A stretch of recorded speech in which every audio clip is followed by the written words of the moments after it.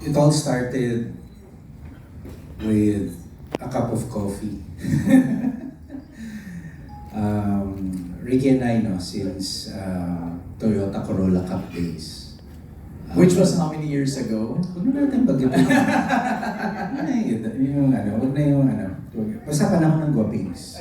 Hindi na. Wow, tagal na. So, nag-abot kami ni Ricky. He was the champion then. I was in my rookie year. I remember Toyota Corolla Cup. We were like the best competitors, no? For you guys who saw the movie Rush, I compare Ricky and I kay Nicky Loda and James Hunt. Kami ni Ricky, we became best friends. And then, nagiwahiwala yung karera namin. No? Nagpatuloy yung career ko as a race car driver. I went into production. I was producing concerts, and then showbiz, and then politics. And then Ricky went on his own way, managing races, local and international. The biggest event I heard na ginawa niya was yung latest na Le Mans competition in 2023. A few months ago, early this year, sabi ko sa kanya, "Lika, kape naman tayo." Sabi ko, balita ko, head ka na ng motorsports ng AAP. Congratulations sa'yo. And halika, kwentuhan kami. Sabi namin, you know what? It's time to give back to the sport that has been good to us. Ito yung sport na ang layo ng narating ng karera namin. Ricky has more trophies than me. Ako, I have a few. Pero sabi ko, it's time to give back. So what do we do? Let's wake up the sleeping giant. Higante ito na natutulog eh. Pag ginising mo to, dragon pa rin ito. What are you talking about? I'm talking about the 60s, the 70s, and the 80s, which is the golden age, golden era of motorsport na ako ang inabot ko, 90s na. So, the vision is to wake up motorsports here in the Philippines. The mission is to make it prosper. And the driving force is the passion. So, hanap tayo ng bahay. Hanap tayo ng bahay. Kailangan natin ng bahay. So, para kaming, nanonood ako ng mga latest na issues eh. Para kaming TVJ.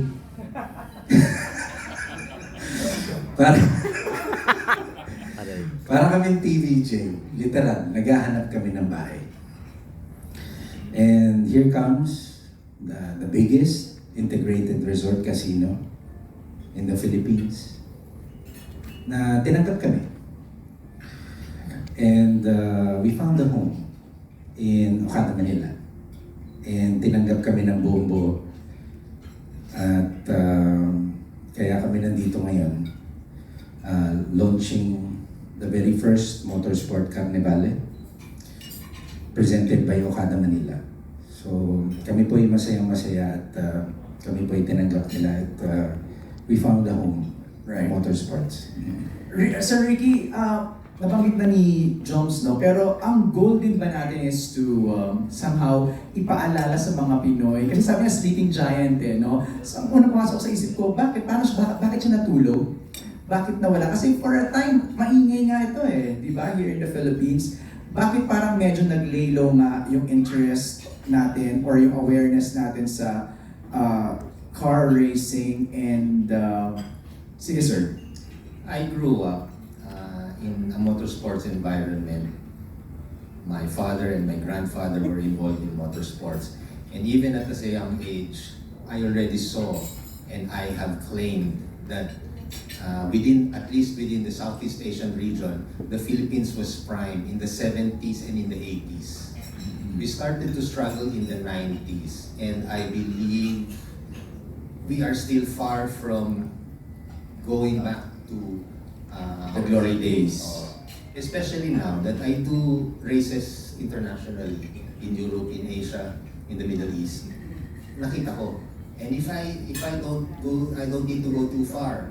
At the moment, I'm proud to say that Thailand is prime, and I'm part of the development of Thailand now. Okay. Thanks to the pandemic, I found myself planting myself back home. Okay.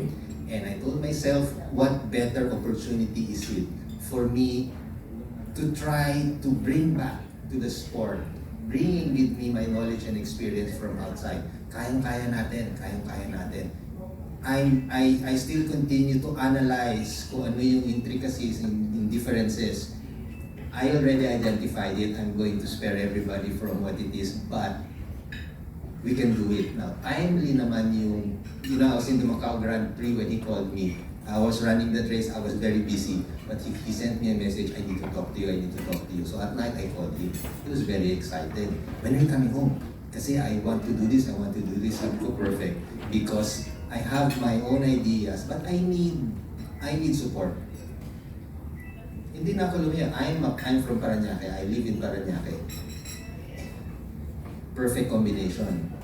It was over a cup of coffee with a table napkin, writing down some ideas. So that's where it all started.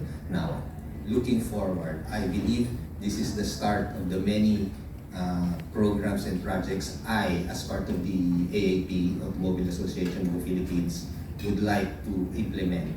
Again, sharing what I've learned outside, I feel very confident. Kayang-kaya ng Pilipina yan. And with Okada, we're leaning on a very solid foundation. Alright, let's go to Okada this time. Yes, primarily, siguro I'll backtrack a bit. That would provide some idea on how it led to this one. Part of the thrust of Okada Manila is actually to do collaborations. I guess you all know that a lot of beauty pageants are here. So when you say beauty pageants, nandito na sa atin yung lahat yung Miss World Philippines, Miss Earth, Miss Universe Philippines. Right. So we're trying to expand also the collaborations beyond beauty pageants because we have to target and touch on different market segments in the industry. And one other potential market segment that caters to a bulk of our business interest is actually the sporting industry.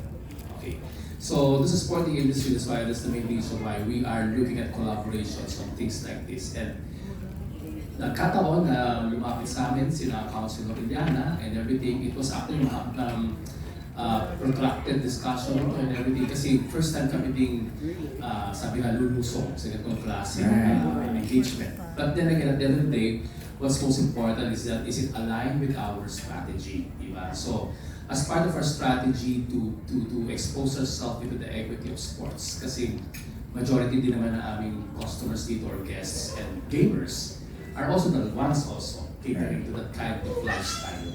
And that's why we had this opportunity to engage with Councilor Iliana in this particular event. Now, as to the question of what would be our role in providing a home, then obviously, dito natin ginagawa ang ating event right now, starting from our press con. And then of course, all the major activities that it's bound to happen, starting after the Eagles tomorrow and then all throughout until our awards night. So we became like a one-stop pit stop, one-stop pit stop, okay, for the race or for the event. Dito kami mula press con hanggang pagdating sa awarding ceremonies to show that Okada is here in terms of capitalizing on the opportunity to come up with this good and excellent collaborations with the sporting industry, particularly with this initiative of Councilor Jomari. Support the objective and advocacy of our good councilor, Jomari Iliana, to bring back the heydays, the glory of Philippine motoring.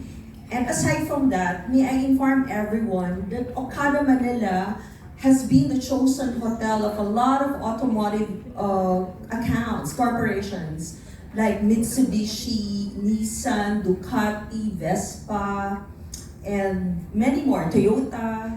So we are actually their top of mind whenever they have product launches, whenever they have national conferences, and even year-end parties. So this is actually aligned with our brand, and like what Vic had mentioned, yung mga clients namin, both for gaming and non-gaming, are actually into this as well. So Okay. this is a perfect collaboration between Okada Manila and of course, Councilor Jomari, Iliana, and Sir Ricky. So yun nga, mag-racing ba sa paligid ng Okada? Yes, actually, if I may just, I have one slight correction. Okay. The name of the place is not the Gardens, it's Boardwalk. Boardwalk. Boardwalk. Okay. Yes, for everyone's information. So we're doing it at the Boardwalk. Anong may For the expect ng flag mga off fans tomorrow. doon? Anong may expect sa flag off tomorrow?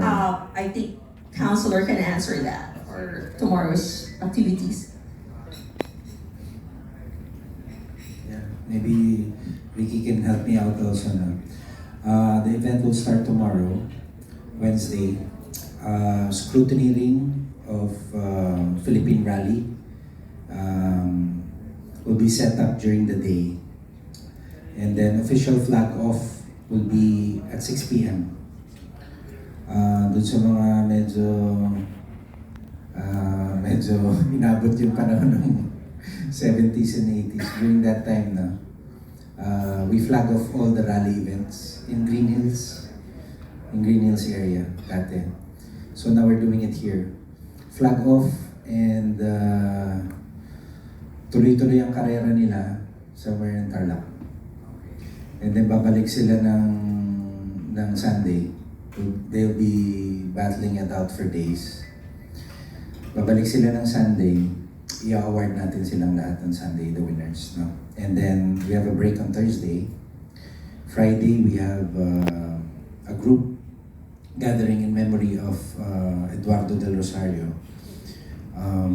founder ng Cavite Auto Racing Team. On Saturday, we have ESC, and we have a drifting exhibition. Whole day din yan. And then on Sunday, we have Philippine Autocross Championship competing to be in the boardwalk. Lahat naman ito sa boardwalk. Ang tao, ang spectator, at saka ang competition, hindi natin maisabay yan sa isang lugar. No? So all the events will be in boardwalk. Ang spectators natin will be in the view deck ng garden. So sa garden yan. So yun yung pagkakahati. They can watch from there, no?